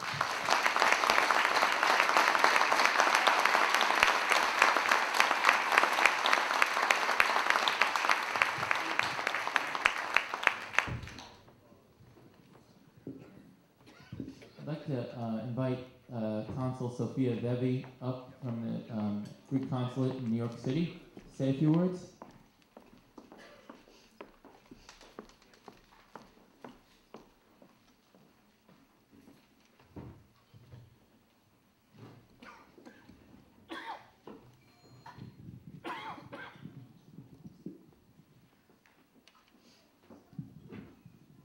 Your Eminence, distinguished guests, ladies and gentlemen, it is a privilege for me to attend this special event dedicated to the Greek American volunteers,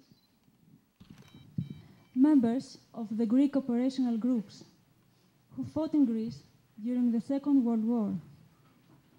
In the framework of the Greek Armed Forces Day celebration, initiatives such as this one remind and underline the contribution of the veterans to the liberation of Greece, their love for homeland, for democracy and freedom. In the summer of 1944, the Greek American volunteers secretly deployed and took action in occupied Greece against the German conquerors.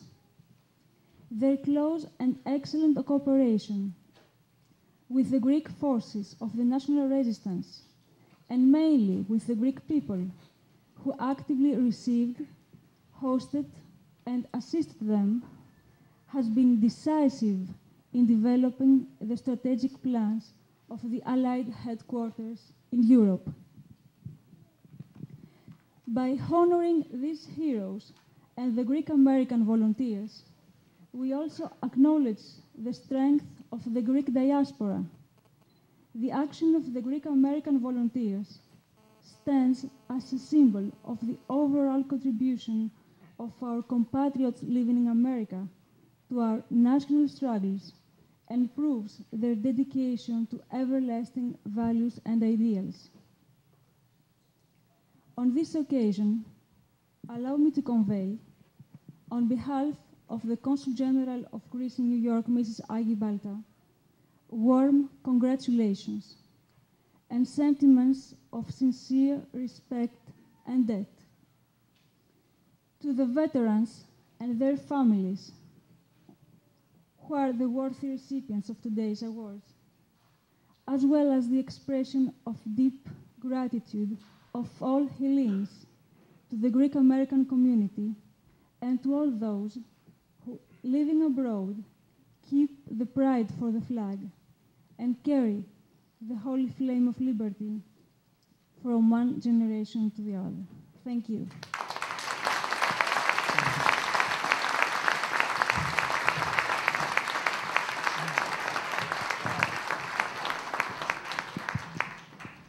I now invite Colonel Elias Leontaris, the Greek Defense Attaché from Washington, D.C., to approach the podium with his staff to speak and conduct the award ceremony for the Greek American Operational Groups.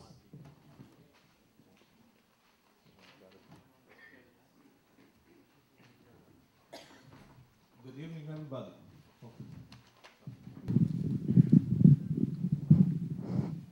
Your Eminence, Consul General of the Republic of Cyprus, Council of Greece in New York, respectable veterans, distinguished guests, ladies and gentlemen. Cannot be greater honor for a defense attaché of a country, doesn't matter the country, to be, let's say, blessed to meet brave men like this, and to be honored to present to them awards coming from the government. I would like also to add on a few things concerning the history, and not to repeat the history, because all, let's say, all who talked before me, they covered in a very extensive way. In addition to the statue that was unveiled in 2005 in Athens, in the Army Park in WWII, in addition to the recognition, there is also a medal that was awarded to the veterans by the Greek government, but unfortunately, a few of them made to receive. The reasons, you heard the reasons, because of the secrecy, because of they did not know each other where they live around the United States. For us, it was less that we do. I mean, for us, the militaries. Last year, the chief of the Hellenic National Defense General Staff decided to continue this these awarding ceremonies. We cannot offer any other medals because the government did that, but he decided to award them with the plaque of the Hellenic National Defense General Staff, in order to keep this story alive. We started last year in the framework of the Hellenic Armed Forces Day in Washington, D.C., and we had some 13 veterans in Washington for 3 days. I cannot describe the moments we lived with these veterans, meeting each other after 63 years, and to have someone to learn who moved him while he was wounded. It was a very specific moment for my tour in Washington, D.C., but also in my military life. We did the same thing in May, in this room here. We repeated it individually for some other veterans, and today, in the framework of 2008 Greek Armed Forces Day, that was yesterday, let's say we have to thank Steve for this organization and to invite us to be part of this ceremony today. We have some more veterans today, and we have more families. Unfortunately, most of them are not, let's say, with us. I mean the veterans. You heard that this story was secret for years, and as soon as the story was known, many people started researching. I have met some of them, among them Dr. Perdue, who, let's say, who has been blessed to be married with a Greek woman. and I have met some others too. And I have to include among those researchers my son, who also works with someone in the Ministry of Foreign Affairs in Athens. And it's a lady who prepares another book for another veteran. Too many books are going to be published in the future, and also some movies too. Before we continue, I would like to acknowledge the presence of my staff here. And you know that we have militaries all around the United States. If we count today, we can be more than 200 in all the states. But today is with us Captain Greek Navy, Mr. Anastasopoulos, and Captain Greek Army, Papaspyrou,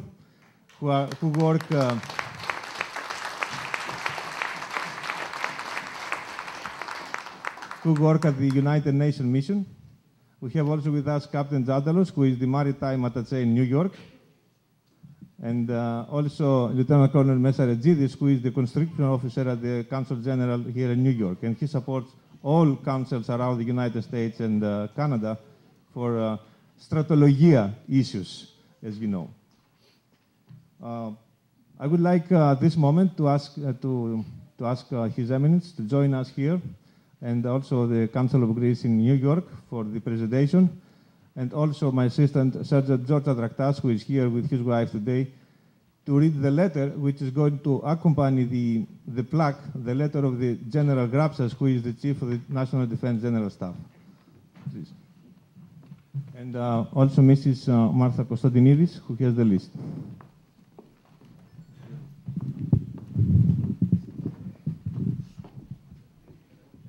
Good evening. I'm Staff Sergeant Georgios Adraktas, the Assistant to Defense Attaché back in Washington, D.C. in the Embassy of Greece. Respectable veterans, it is a real pleasure for the Hellenic Armed Forces and myself to honor the American and Greek-American veterans of the operational groups which deployed in Greece during the period of German occupation, as well as those who contributed in making this historical event known to the public. Your operational successes and decisive strikes against the German troops coerced the occupation forces to disorderly retreat, thus contributed to the restoration of the guarantee of freedom in our country. This ceremony comes as the continuation of the unveiling of the statue in the Park of the Army in Athens in May 2005. It pays a minimum homage to your sacrifice and is recognition of your services to the mother homeland. On this occasion, I would like to congratulate and thank all of these individuals who wrote books about, sculpted the statue, and filmed your history. I would also like to warmly thank His Excellency, the Ambassador of Greece in Washington, D.C., Mr. Alexandros Malias, for encouraging and supporting my staff, as well as the Chairman of the Council of the American Hellenic Institute for the valuable support. I also feel obliged to express my thanks to the OSS Society and especially to Mr. Steven Statharos for organizing this event.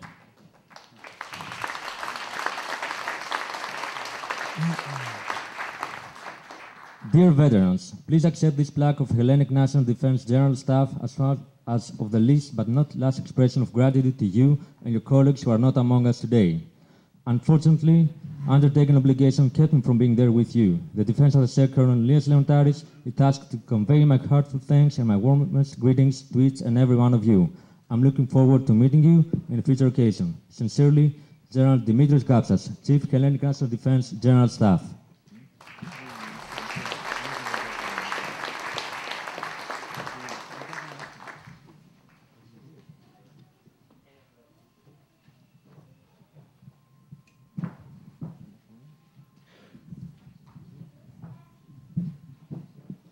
The first veteran to receive an award is Operational Group 1 veteran Corporal Gust Kraras.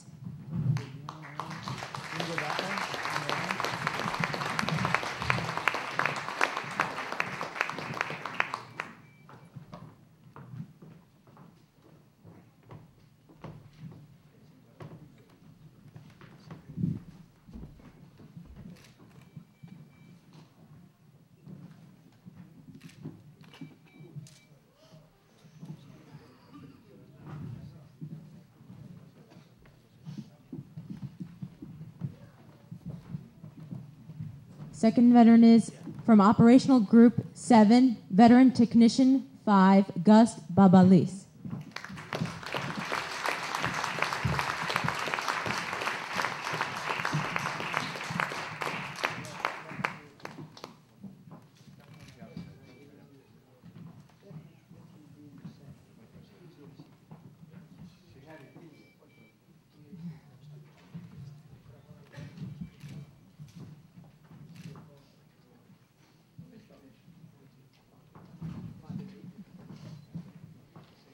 Family members who will be accepting plaques from Operation Group 1 for Major Ronald J. Darr, accepted by his daughter, Mary Regina Darr Owens.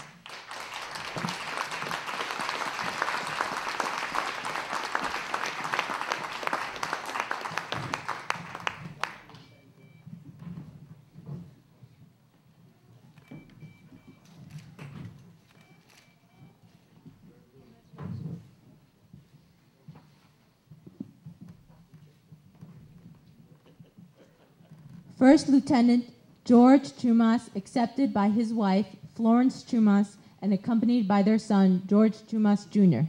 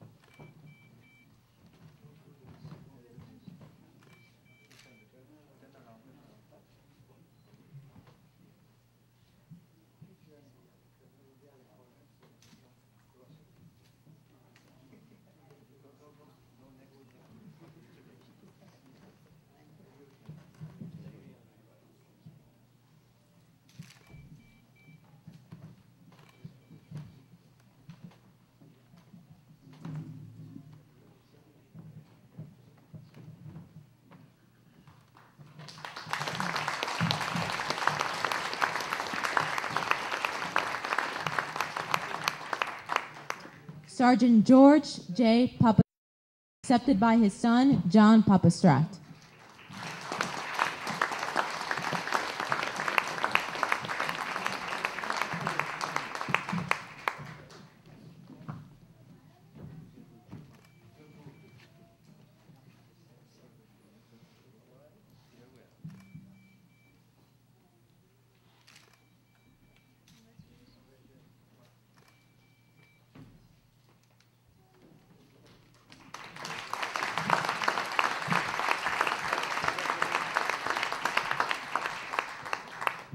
From Operations Group 2, John Tsudaderos, accepted by his daughter, Maria Tsudaderos Love.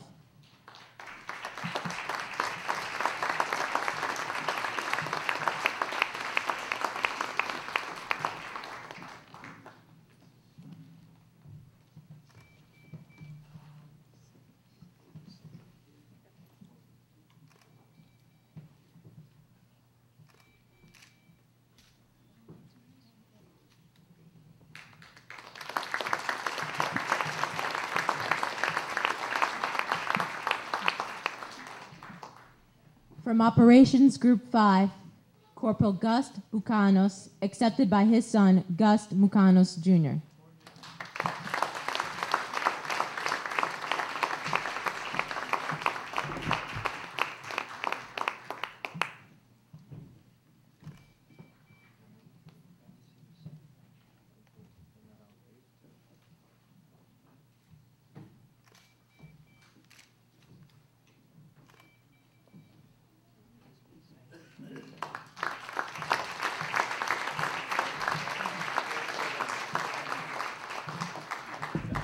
From Operations Group 6, Corporal Nick E. Ramundos, accepted by his son, Greg Ramundos.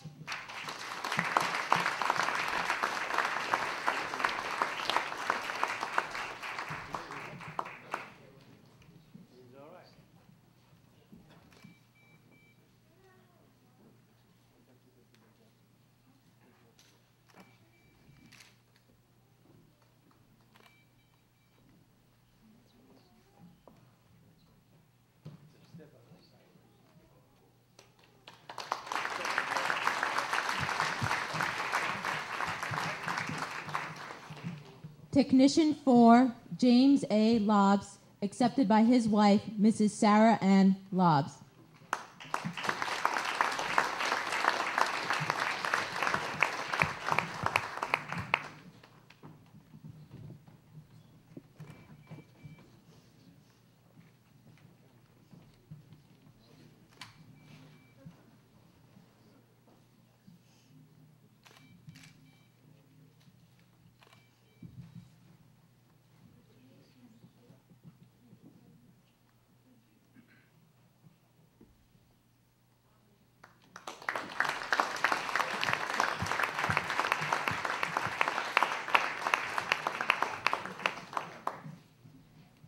Technician 5, Aris Poulos, accepted by his wife, Nora Poulos, and their son, Tom Poulos.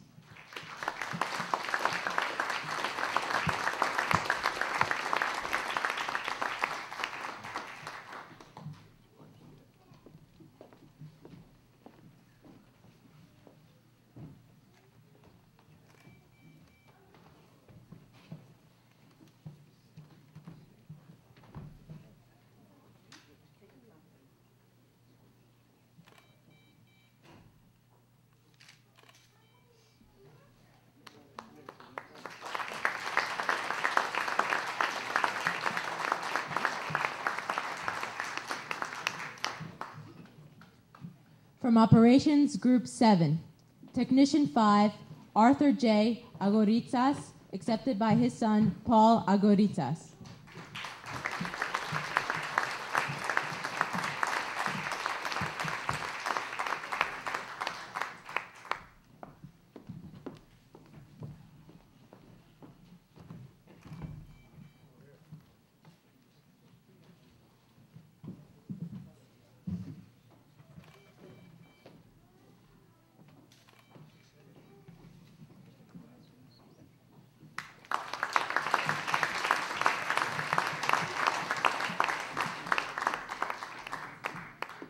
Technician 5, Charles Yarakos, accepted by his nephew, Joseph Bradley.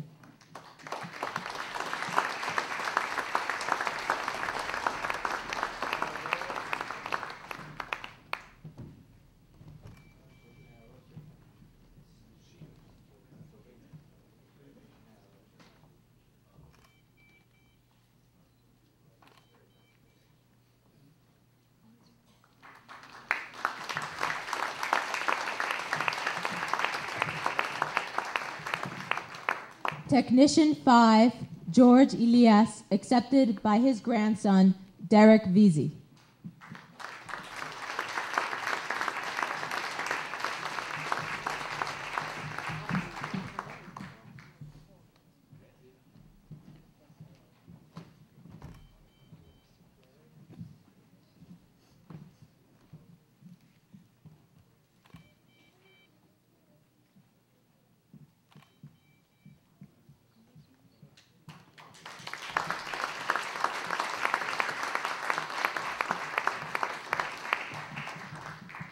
Technician 5, Stavros Karagian, accepted by his wife, Eleni Karagian.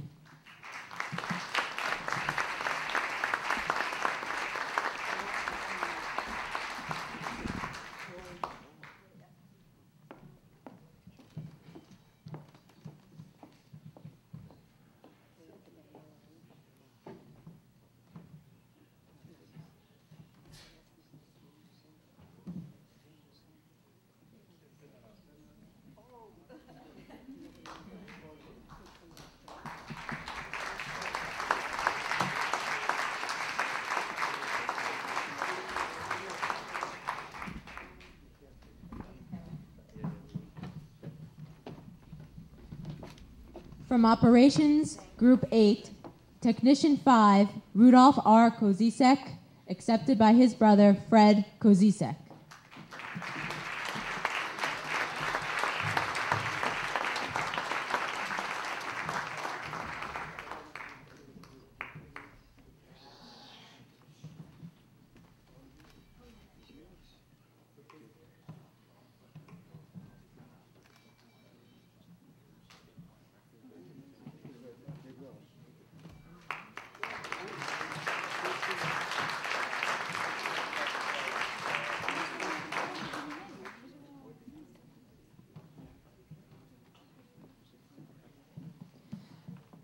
George Dundulakis, accepted by his wife, Christine Dundulakis.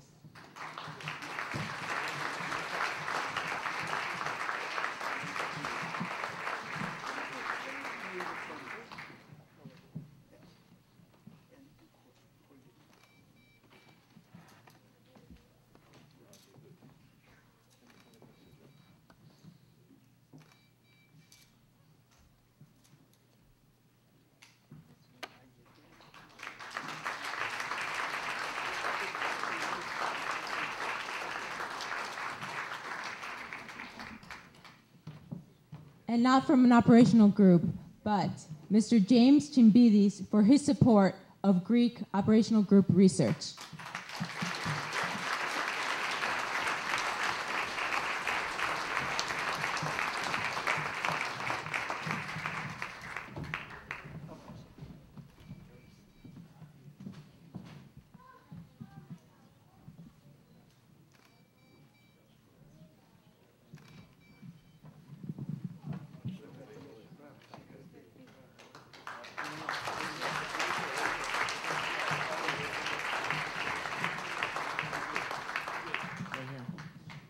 I would like to take a few moments to recognize the people from our community who made today's event possible.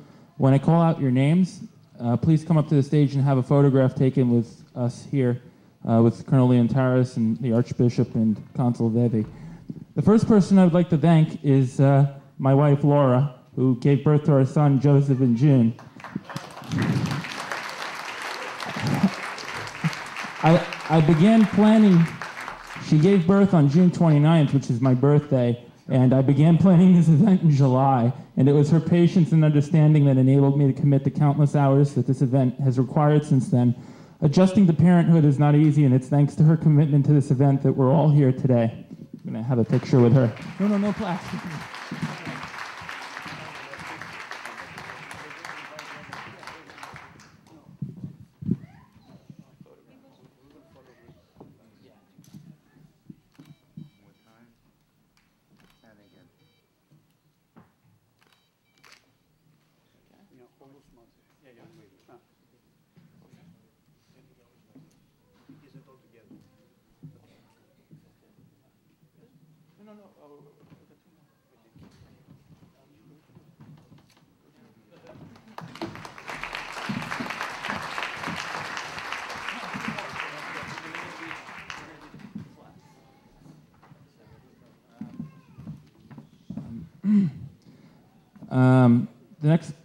The next person I would like to recognize has been a great supporter of these events from the very beginning, our retired district manager, George Dellis. Where are you, George? Come up.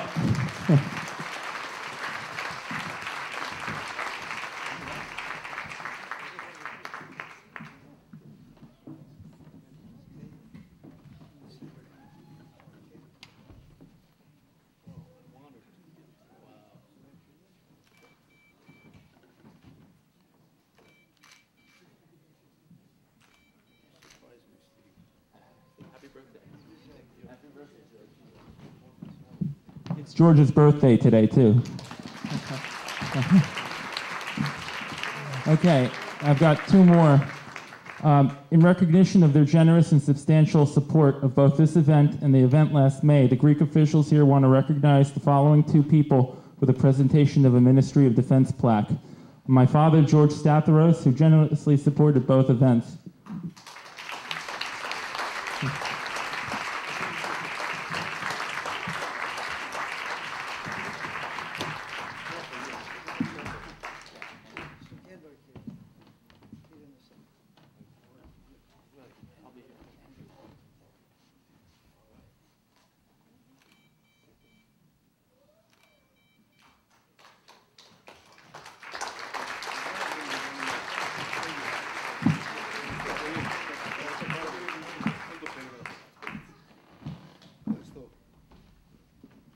Our next and last award recipient would be Savas Konstantinides, represented by his daughter Daphne.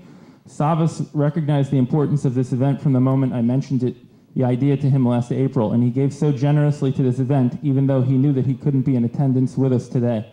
So I invite his daughter up to accept the award on his behalf.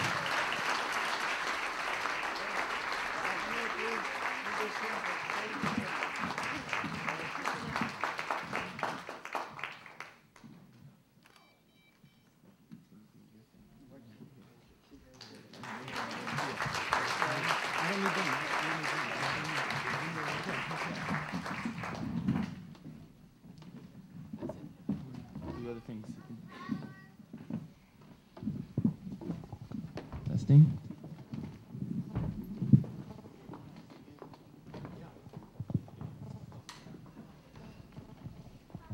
Let me ask you a question.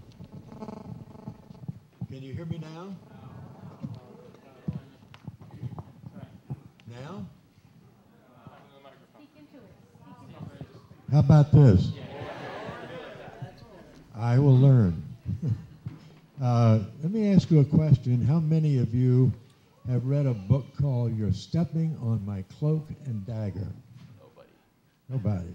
Well, it's a great book, and it was particularly interesting to me because in reading it, I found that 10 of the OGs from Greece, after they left Greece, went to Auxerre in France, and from there they were recruited to go to Scotland to join Roger Hall, the author of that book. He was the head of a group of Norwegian OGs, which then became the Nor-Greek OGs.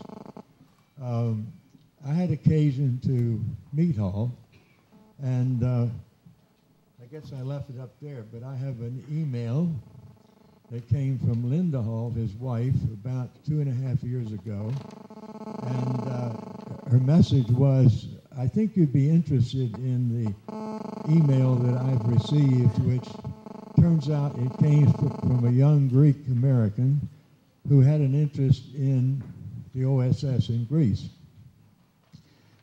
His address was there, and I responded, and all of a sudden the emails were going backwards and forth, backwards and forth. If I would send him one, I'd get 5 in return.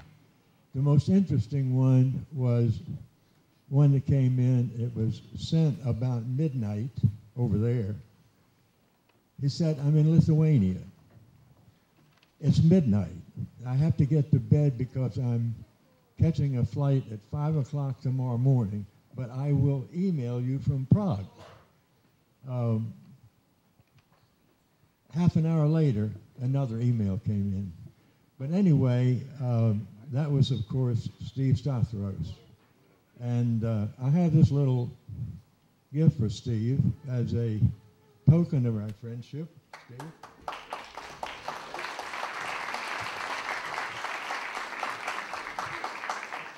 This is a copy of the official record from the National Archives of all of the operations groups. It's the official record from the National Archives, and I want Steve to have that.